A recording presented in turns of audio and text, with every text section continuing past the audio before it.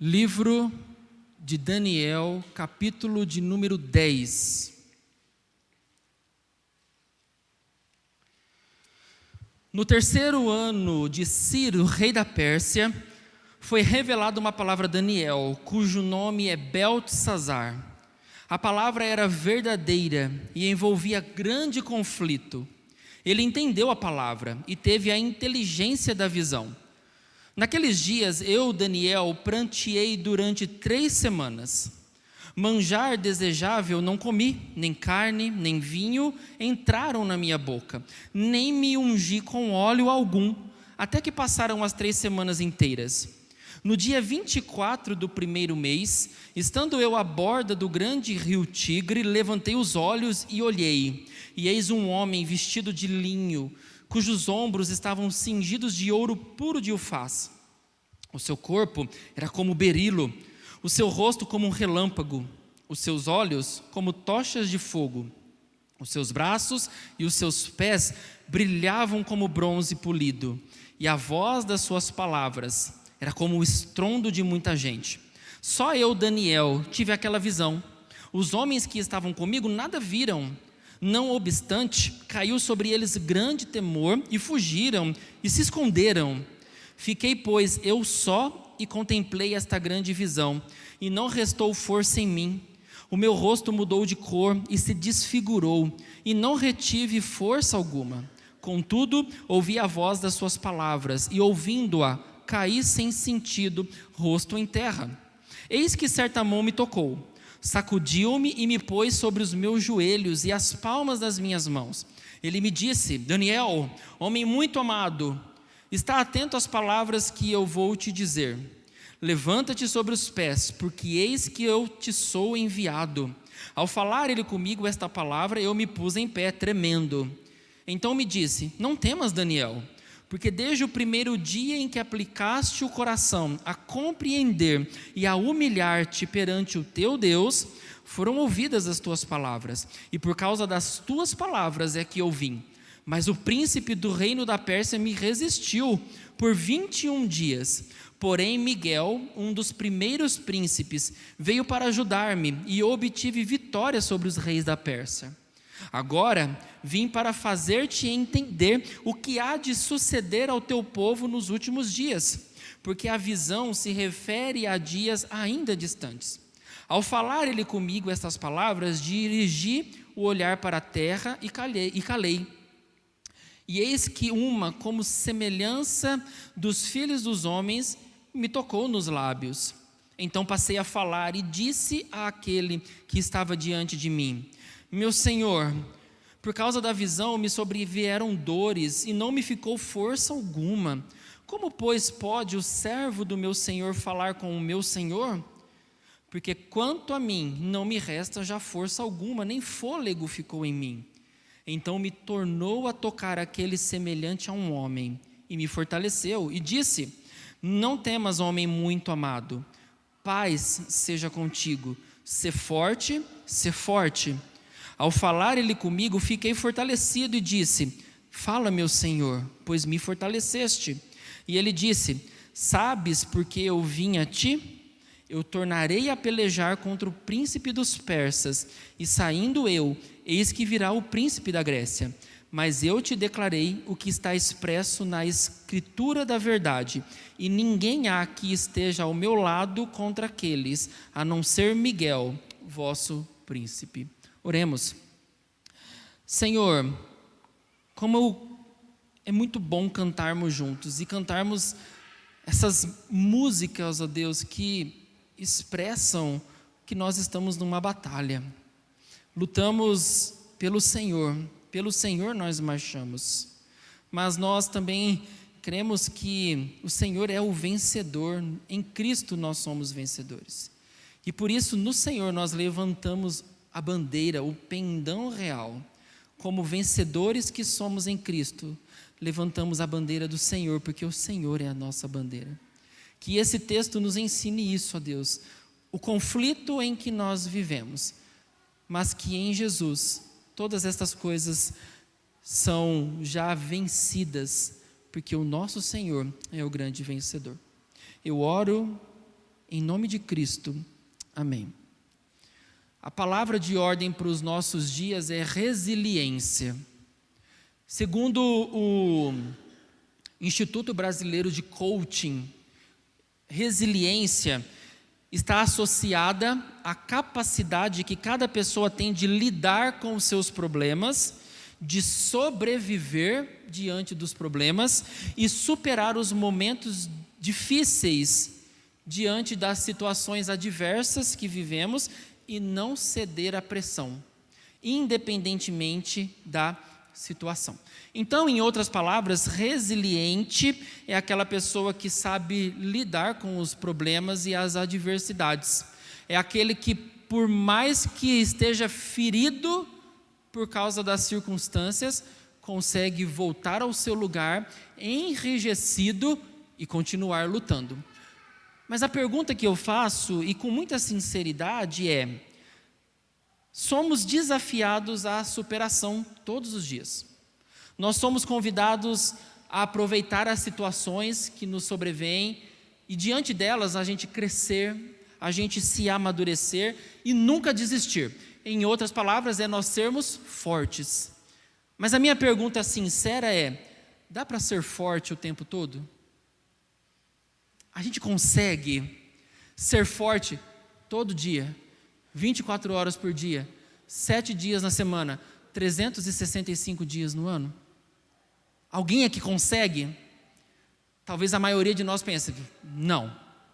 E porque olha para dentro de si mesmo e a gente fala, eu não consigo ser forte todos os dias. Eu não consigo ser resiliente todos os dias. Será que não existe momentos em que a gente sente que não consegue lutar e que nós estamos fracos para ficar de pé? E muitas vezes nos sentimos abatidos na guerra que nós estamos. O texto que a gente leu de Daniel 10 mostra para nós um Daniel enfraquecido. Não tem nada a ver com aquele Daniel que a gente se lembra no capítulo 6, que enfrentou a cova dos leões. Ou aquele Daniel do capítulo 5, que bateu de frente com o rei Belsazar. Com o Daniel do capítulo de número 1, junto com os seus amigos, que firmemente decidiram não se contaminar com as finas iguarias do rei. Agora nós estamos diante de um Daniel que já tem mais de 80 anos. Ele já está fraco, ele já se sente abatido e cansado. É um homem que não lembra de maneira nenhuma aquele Daniel que nos fora então apresentado. Quando os judeus foram libertados da Babilônia, de acordo com o decreto de Ciro, o rei persa, eles puderam retornar para Jerusalém para poder fazer a reconstrução do templo de Jerusalém. Eles foram agora liberados para voltarem para a sua terra, mas quando eles chegaram ali, eles não encontraram facilidades. Pelo contrário, se você ler o livro de Esdras, capítulo 3 a 6, Esdras vai narrar que o povo teve muita dificuldade para se manter em Jerusalém. Eles tiveram que lutar contra os inimigos que estavam na terra. Por exemplo, um nome conhecido são os samaritanos. Os samaritanos estavam habitando ali onde era o lugar que eles deveriam se estabelecer. E eles não queriam sair, eles queriam causar problema. E eles criaram tanto caso com o povo que saiu da Babilônia, que se você ler o livro de Ageu, o profeta diz para o povo: vocês não vão voltar à reconstrução? Vocês já estão há 16 ou 17 anos parados. Vocês estão construindo as suas casas, mas a casa do Senhor está parada.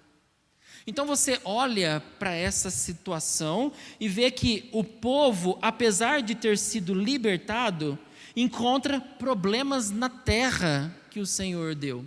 Eles encontram dificuldades, eles encontram lutas, tensões e muito desânimo. Então, quando Daniel começa a escrever no versículo 1, no 3º ano de Ciro, ele está falando de um tempo que não estava sendo fácil para o povo liberto em Jerusalém. Então, diante desse fato, da dificuldade do povo em se estabelecer em Jerusalém, muitos estudiosos entendem que, no versículo de número 3, o pranto de Daniel se dá porque ele ouve notícias de que o seu povo não está bem. Daniel fica sabendo da dificuldade que o povo está tendo em Jerusalém para reconstruir o templo. Daniel, ele tem notícias de que o povo está sofrendo, de que os inimigos estão vindo com força sobre eles e eles estão desanimados. E por isso eles dizem, Daniel está pranteando porque ele sente a dor do seu povo. Mas Daniel, ele não sofre apenas por causa da dificuldade do povo em Jerusalém. Daniel, ele sofre porque muitos que podiam ter voltado para casa preferiram ficar na Babilônia. O número dos que foram é muito menor do que o número dos que voltaram. Então, diante de tudo isso, Daniel, ele chora. Ele pranteia, o coração do velho Daniel está cansado e enfraquecido, porque ele olha a situação do povo em Jerusalém e ele vê que muita gente preferiu continuar na Babilônia, se acostumaram com o estilo de vida na Babilônia, e por isso ele clama e ele chora. E nessa angústia, o texto nos diz que Daniel ora por 3 semanas. Por 3 semanas, o texto nos informa que Daniel não comeu comida boa, ele não comeu carne, ele não bebeu vinho, ele se absteve do que era bom e melhor, e além disso, ele deixou de cuidar da sua própria saúde. Quando o texto mostra que ele diz, eu não usei óleo, quem vive numa terra seca e árida, o óleo era como se fosse um creme hidratante para a pele. Daniel está dizendo, eu deixei de comer comida boa, carne e vinho, e deixei de cuidar da minha saúde e fui orar. Deixei de cuidar de mim para poder orar e clamar ao Senhor pela situação do meu povo. O texto ainda informa para nós, no versículo de número 4, que o tempo era o dia 24 do primeiro mês. Aí você se pergunta, o que isso me interessa? Deve te interessar muito. Porque Daniel está orando no mesmo período da Páscoa. Se você ler Êxodo capítulo 12, a Páscoa era no primeiro mês, do dia 10 ao dia 21. Daniel, ele ora nesse período de Páscoa. E você sabe qual é o motivo da Páscoa? Deus proveu libertação ao povo do Egito, não foi isso? A Páscoa foi institucionalizada pelo Senhor como um memorial. Todos os anos vocês vão se reunir no primeiro mês, nesses dias, vocês vão matar um carneiro, um cordeiro, vocês vão se reunir em família e vocês vão se lembrar de que vocês eram escravos no Egito e o Senhor libertou vocês daquele lugar. Isso é Páscoa. O que Daniel ele está orando então? Senhor, como uma vez o Senhor libertou o nosso povo no Egito, mais uma vez, liberta o nosso povo da opressão que eles estão vivendo em Jerusalém. Perceba que Daniel, ele não faz de qualquer jeito. Ele aproveita-se daquele momento, daquele memorial de Deus para o povo, para poder pedir, Senhor, mais uma vez, liberta o seu povo. Tenha misericórdia do seu povo. Como o Senhor ouviu o clamor do povo lá no Egito, e com mão poderosa os tirou daquela terra, Deus, mais uma vez, ouve o clamor do teu povo e venha em nosso favor. E o que a gente tem então no capítulo 10 é Deus respondendo a oração de Daniel. No versículo de número 12 do capítulo 10 diz assim, então me disse, não temas Daniel, porque desde o primeiro dia em que você aplicou o coração a compreender e a se humilhar perante o seu Deus, foram ouvidas as tuas palavras. E por causa das tuas palavras é que eu vim.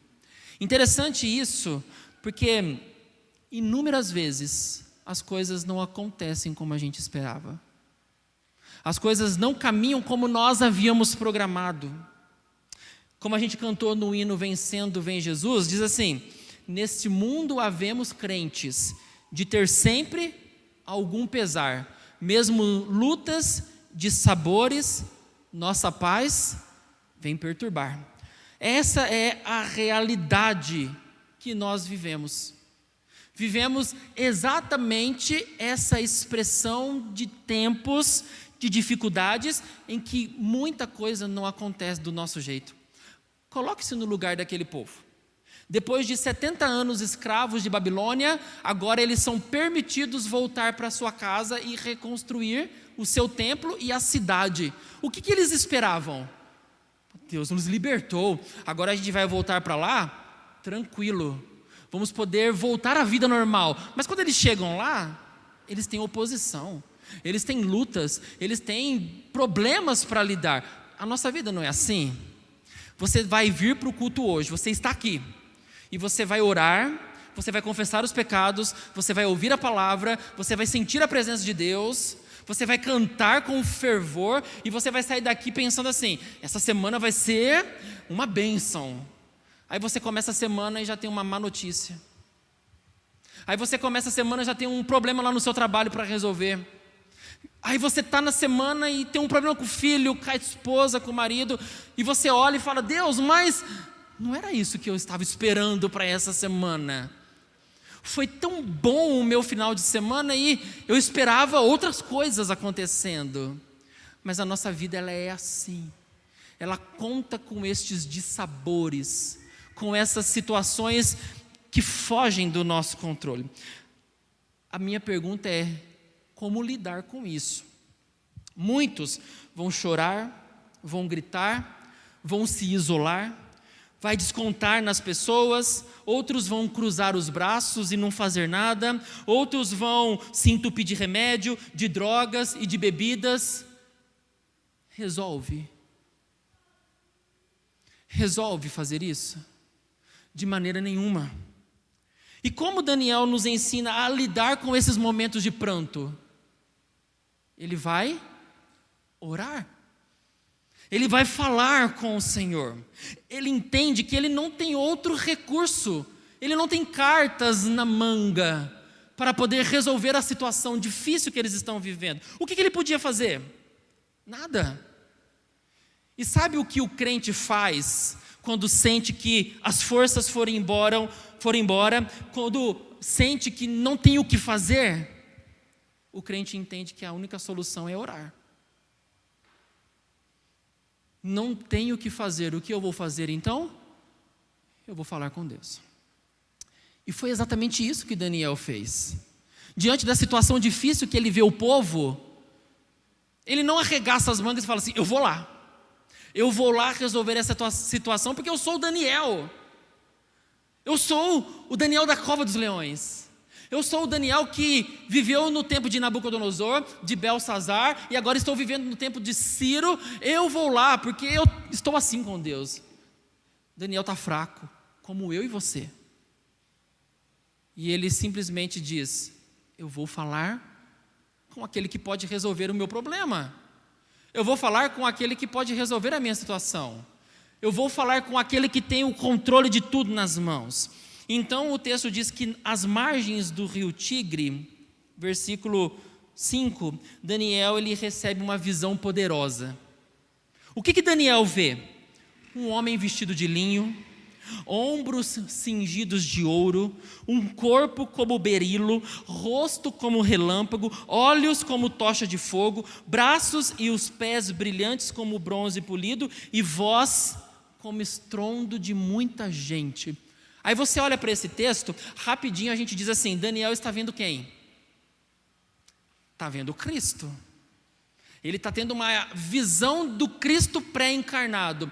Mas eu fui convencido por alguns comentaristas bíblicos de que Daniel não está vendo Cristo, porque a imagem, apesar de gloriosa, não combina com Cristo. E sabe por quê? Porque no versículo de número 11, Daniel diz que esse ser esplendoroso foi enviado. Não é isso? E no versículo de número 13, Daniel diz que esse ser glorioso foi resistido e que precisou da ajuda de Miguel. Isso não condiz com o nosso Senhor, porque o nosso Senhor não é enviado, Ele não precisa de nenhuma criatura dando ordens para Ele. E o nosso Senhor não é alguém que pode ser impedido, alguém que precisa de ajuda de outra criatura para vencer uma batalha.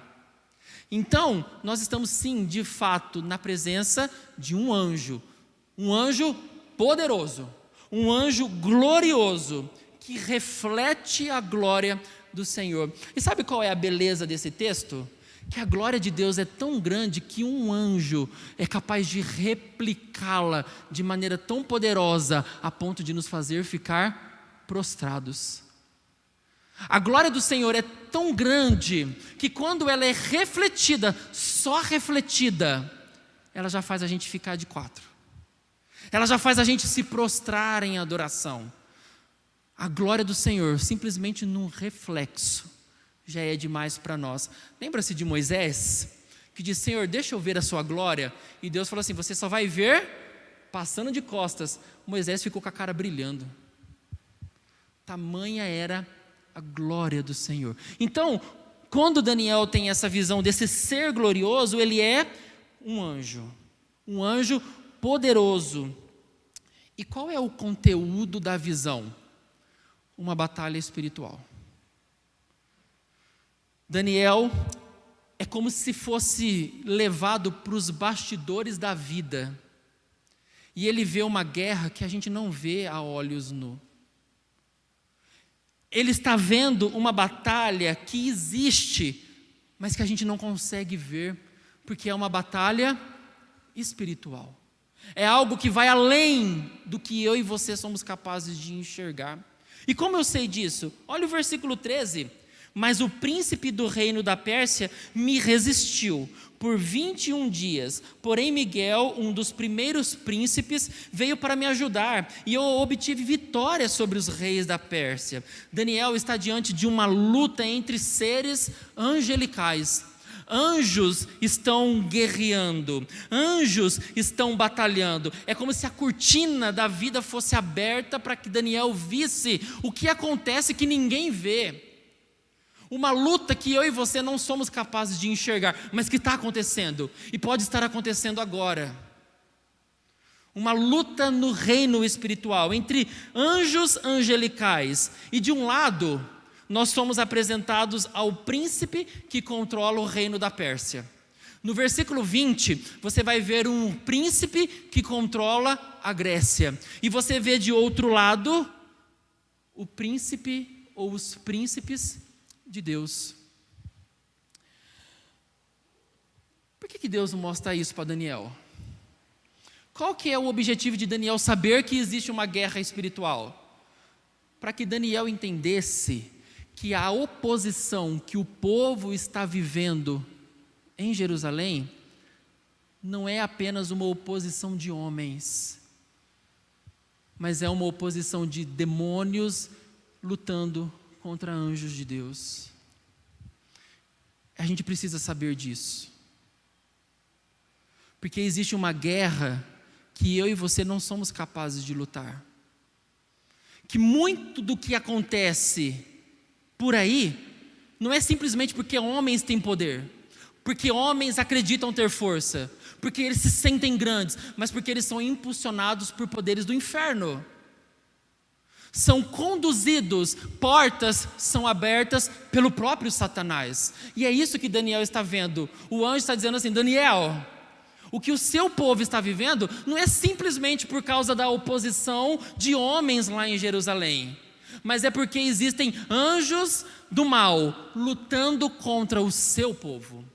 Existem demônios que estão ali batalhando para que o povo não tenha paz, para que o povo não viva bem, para que exista oposição. E a gente precisa saber disso, porque muitos desses poderes humanos são simplesmente homens e mulheres usados por Satanás, onde portas são abertas pelo próprio Satanás para que se oponham ao reino de Deus. Você acha que da cabeça desses homens da nossa geração que apoiam aborto, apoiam criminalidade, apoiam todo tipo de coisa ruim, é da cabeça deles? Se não demônios influenciando e agindo para que todos estes se unam contra o povo do Senhor? Acha mesmo que qualquer homem pode fazer uma lei que vai se opor frontalmente ao reino de Deus e você vai olhar para isso e vai dizer, esse homem aí tem poder mesmo? Não tem como, irmãos, a gente olhar para isso e não saber que existe poder das trevas agindo contra o poder dos filhos de Deus. Então a cortina é aberta para que Daniel veja. Daniel, você está aí chorando porque você está vendo o seu povo sofrendo, achando que são samaritanos, que são inimigos e qualquer outros homens contra o povo. Veja, há uma batalha espiritual acontecendo nessa hora. Os príncipes de Deus estão lutando contra os príncipes da Média e vai lutar contra o príncipe da Grécia. É interessante isso, porque ele fala, o príncipe que controla a Pérsia. Então quer dizer que o poder da Pérsia é porque tem algum demônio abrindo os caminhos para que eles sejam grandes. E ele diz, depois vai vir a Grécia, outro vai ser o que vai abrir os caminhos para que a Grécia se torne grande. E Daniel vê então esse anjo príncipe de Deus batalhando pelo povo. E isso nos faz entender o que Paulo escreve em Efésios 6. Efésios 6, versículos 11 e 12.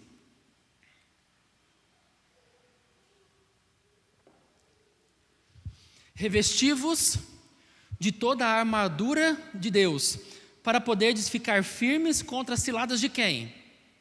Do diabo.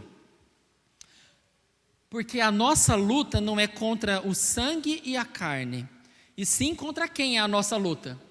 Contra os principados e potestades, contra os dominadores desse mundo tenebroso, contra as forças espirituais do mal nas regiões celestes. Percebam que Paulo ele já tem um vislumbre disso. A nossa luta não é contra pessoas, mas a nossa luta é contra o mal.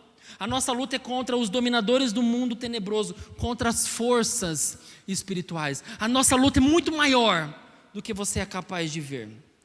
A nossa luta vai além de forças humanas. A nossa luta extrapola as nossas capacidades. É uma guerra invisível para mim e para você. E os poderes desse mundo são influenciados por Satanás e os seus demônios, que dirigem e que orientam. Mas sabe por que também Daniel ele tem essa visão? Não apenas para ver essa cena de guerra numa batalha espiritual, mas Daniel ele também pode ver que ele não está sozinho nessa batalha. Já percebeu que muitas vezes a gente sente que está sozinho lutando? Que a gente percebe, a gente olha ao redor e a gente se sente sozinho numa guerra e não tem ninguém para lutar conosco. Quando Daniel ele tem os olhos abertos para isso, ele vê, mais gente lutando em nome do Senhor. Eu não estou sozinho nessa batalha. Deus envia os seus exércitos, os agentes de Deus, eles estão lutando por nós e lutando com a gente. Deus ele envia os seus anjos para que se juntem a nós nessa batalha. Então Daniel, além de ver que existe uma guerra grande acontecendo no reino espiritual, o coração do cansado Daniel é acalentado quando ele vê que ele não está sozinho nessa batalha.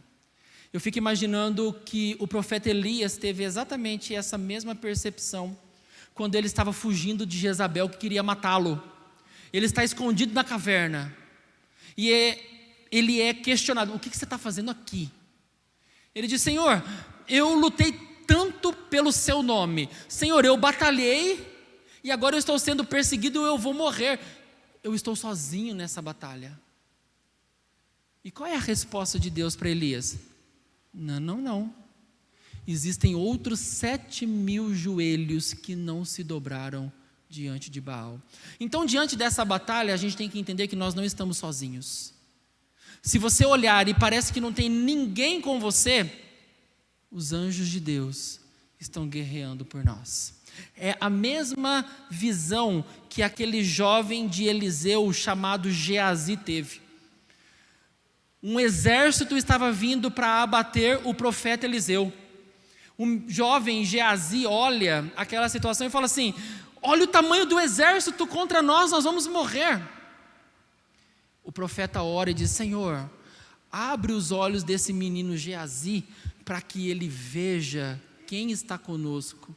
E quando os olhos de Geazi são abertos, os olhos da fé, ele vê carruagens de fogo ao redor do profeta Eliseu, protegendo o servo de Deus. Então, nessa batalha, irmãos, nós não estamos sozinhos. O Senhor envia os seus anjos para lutarem conosco, para nos manter seguros no Senhor. E é exatamente isso que Daniel vê.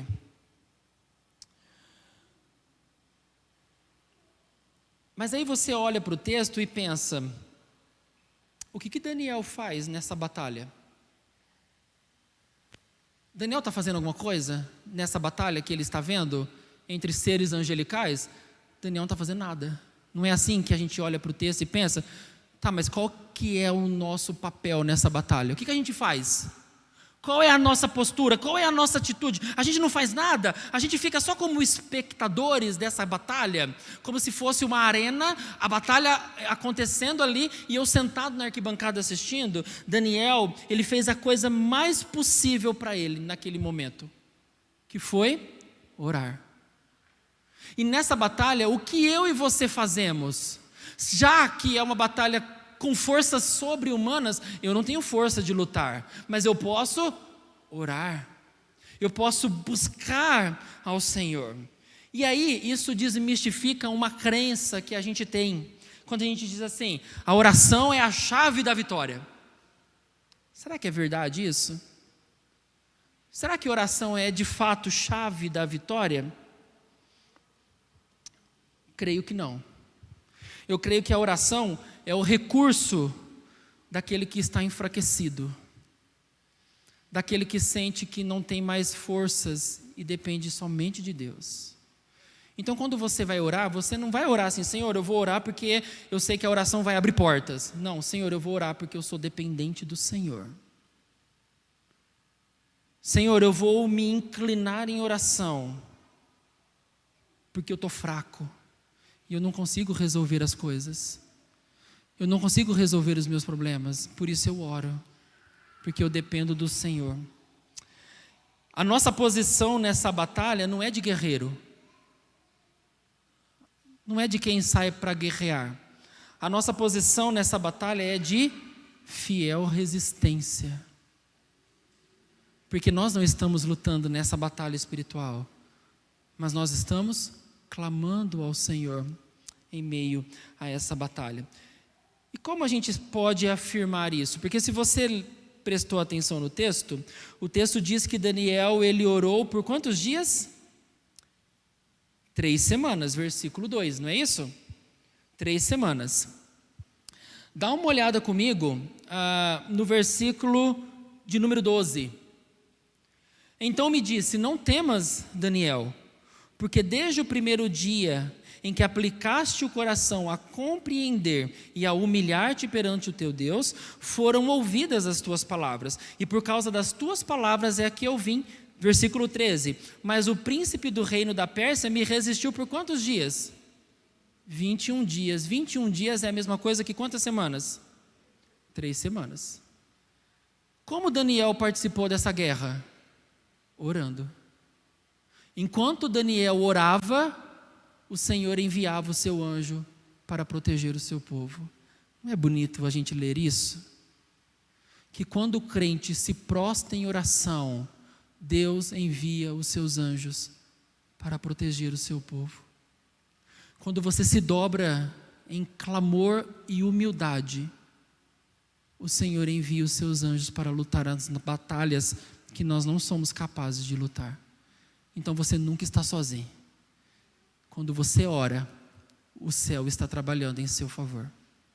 Quando você busca o Senhor, os anjos de Deus estão batalhando pela sua vida. Continuamos vendo o que Paulo escreve em Efésios capítulo 6, versículos 13 a 18. Já que essa luta é contra principados e potestades e não contra carne e sangue, tomai toda a armadura de Deus, para que possais resistir no dia mau, e depois de terdes vencido tudo, permanecer inabaláveis. Estai, pois, firmes, cingindo-vos com a verdade, vestindo-vos da couraça da justiça, calçai os pés com a preparação do evangelho da paz, embraçando o escudo da fé, com a qual podem apagar todos os dardos inflamados do maligno. Tomai o capacete da salvação e a espada do Espírito, que é a palavra de Deus, com toda a oração e súplica, orando em todo o tempo no Espírito, e para isto vigiando com toda a perseverança e súplica por todos os santos. Quais são as armas que nós devemos usar nessa batalha? Vamos ver lá, de acordo com Efésios. Cingir-vos com a verdade, vestir a couraça da justiça, calçar os pés com a preparação do evangelho da paz, embraçar o escudo da fé, tomar o capacete da salvação e a espada do Espírito. Quantas são? 6. Destas 6, 5 são apenas para proteção. 5 são para nos proteger.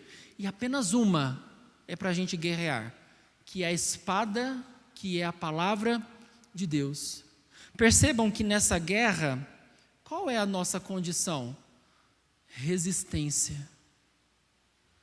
Eu e você fomos chamados a resistir o mal. Não foi isso que a gente leu em Tiago? Resistir ao diabo e ele fugirá de vós.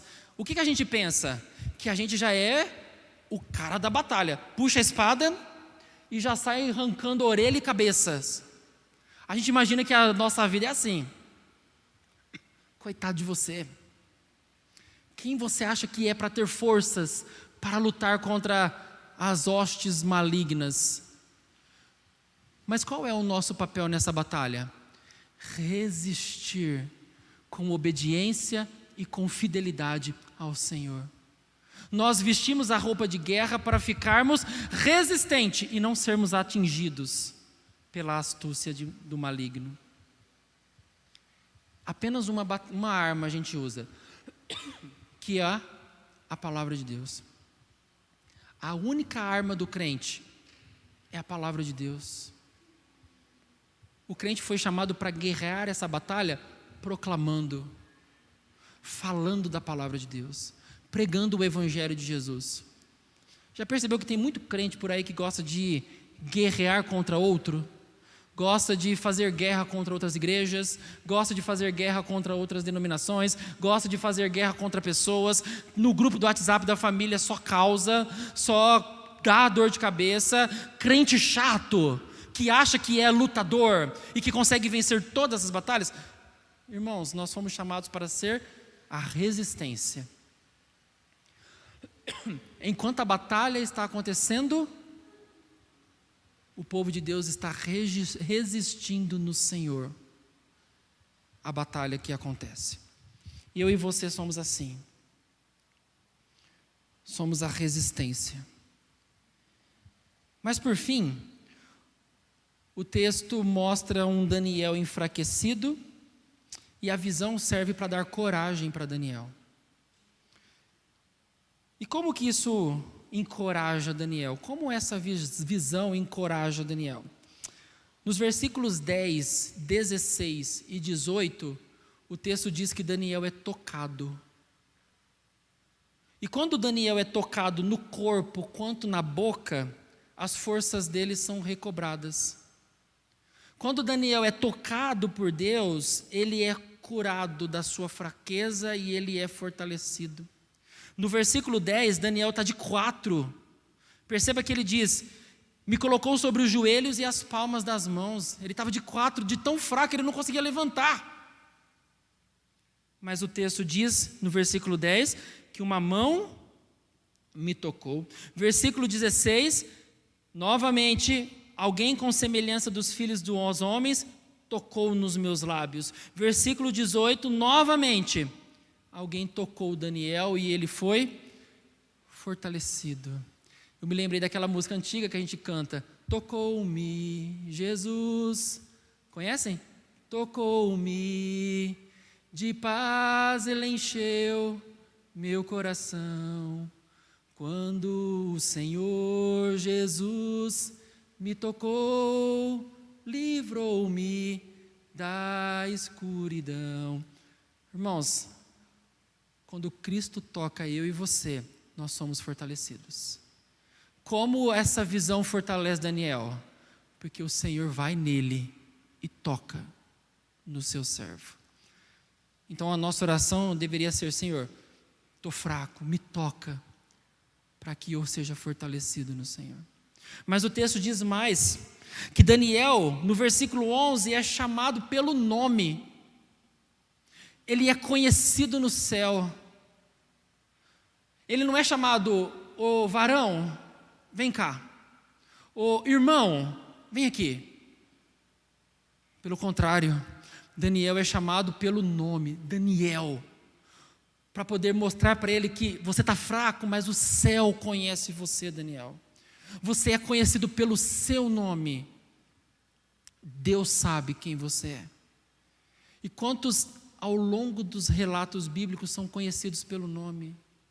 Quando você vê aquela visão de Paulo no caminho de Damasco, o que a voz que fala com Paulo diz? Saulo, Saulo, por que me persegues?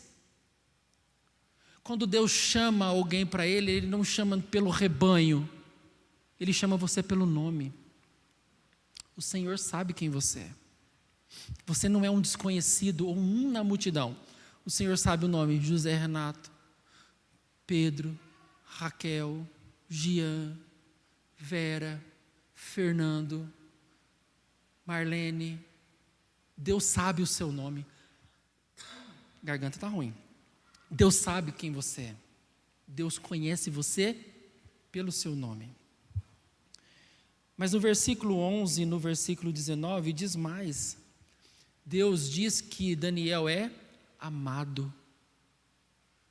Tem coisa melhor do que você saber que alguém te ama, do que você ouvir essa expressão de eu amo você? Aqui Deus é quem está dizendo para Daniel: Daniel, eu amo você. Daniel, você é amado. Tudo está desmoronando, mas saber que ele é amado reanima o coração de Daniel, fortalece Daniel. Mas por fim, o que dá ânimo para o enfraquecido Daniel é saber que as orações dele foram ouvidas. Daniel ora e Deus envia o seu anjo para cuidar de Daniel. Daniel pranteia e o anjo do Senhor está batalhando contra o príncipe do mal. Daniel se coloca em humildade e dependência, e enquanto ele está ali, jejuando e orando, o Senhor envia os seus anjos para lutarem. Como nós podemos nos sentir fortalecidos, sabendo que o Senhor ouve a oração daquele que humildemente se coloca em oração? E no meio dessas fraquezas, Daniel vê que o Senhor é a sua força. Por fim, para nós encerrarmos, e eu já quero convidar o Ministério de Música para que já venha à frente e fiquem preparados. A gente olha para essa batalha e a gente pensa assim: quem vai vencer? Nessa batalha espiritual, quem é o vencedor? E alguns vão ficar assim: será que foram os príncipes do mal? Ou será que foram os príncipes de Deus? Não olhe para esse texto assim, porque eu e você já sabemos quem é o vencedor. Quem é o vencedor nas batalhas? Jesus é o vencedor. Jesus é sempre o vencedor. Então não existe nenhuma batalha que o inferno possa achar que vai vencer, porque nós já somos mais do que vencedores por meio daquele que nos amou. O príncipe desse mundo já foi julgado, o valente já foi amarrado, Satanás e os seus demônios já foram humilhados, eles não têm mais condição de vencer. Satanás sabe que ele nunca vai vencer, porque na cruz Cristo decretou a sua vitória. Quando ele disse está consumado, ele estava decretando vitória sobre a minha vida e sobre a sua. Então, por mais que o mal, por mais que o diabo, por mais que os demônios lutem contra a minha vida e contra a sua vida, e muitas vezes nós vamos nos sentir enfraquecidos, Cristo já venceu a nossa luta. E você já pode cantar de vitória, porque você é vencedor, porque o Senhor da sua vida venceu. Mas a gente ainda está numa guerra. E a nossa teologia, ela afirma que nós somos conhecidos como a igreja militante. O que é a igreja militante? É a igreja que ainda vive nesse mundo numa guerra. Nós não podemos sentar e achar que não é com a gente. Nós somos a igreja militante, almejando um dia ser a igreja triunfante, a igreja que venceu e que está na eternidade com Jesus. Por isso, irmãos, em meio a essa batalha que nós vivemos, saiba, já somos mais do que vencedores.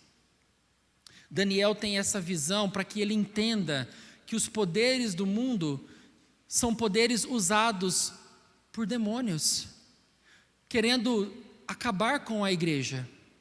Quando a gente olha para essas coisas acontecendo na política, homens se levantando contra a igreja, homens se levantando contra o reino de Deus, nada mais são do que homens se deixando ser usados por inimigo da nossa alma. Mas quem luta a batalha da igreja é o próprio Senhor Jesus, e Ele mesmo afirma: contra a minha igreja, as portas do inferno não prevalecerão. Então ninguém pode barrar a igreja, porque a igreja é cuidada por Cristo. Igual a gente ouviu essa semana, o Superior Tribunal Federal votando contra as aberturas da igreja. Ok, mas a igreja continua vencendo, porque Cristo é o dono da igreja. Cristo é o dono da nossa vida. Cristo é o Senhor do seu povo. E nessa batalha espiritual, nós já somos vencedores.